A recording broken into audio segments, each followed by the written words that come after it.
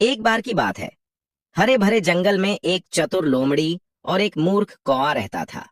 कौवा अपने सुंदर चमकदार पंखों के लिए जाना जाता था, जबकि लोमड़ी अपनी चालाकी के लिए प्रसिद्ध थी।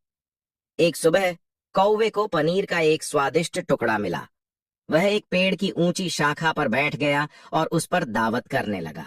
जैसे ही उसने खाया, वह खुद पर गर्व महसूस किए बिना नहीं रह सका। उधर से गुजर रही लोमड़ी की नजर पनीर को मुंह में दबाए हुए कौवे पर पड़ी। उसके मन में कौवे को धोखा देकर अपने लिए पनीर चुराने का विचार आया। लोमड़ी अपनी चतुराई के लिए पूरे जंगल में दूर दूर तक जानी जाती थी और उसने इसका उपयोग करने की ठान ली थी।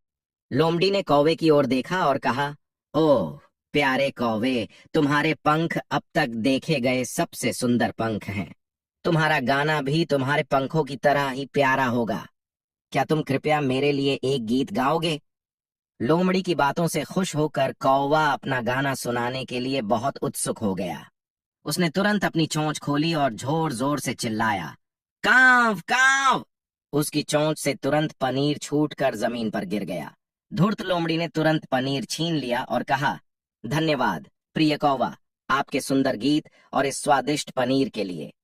कौवा निराशा से देखता रहा और लोमड़ी उसकी बेशकीमती पनीर के टुकड़े को लेकर चली गई।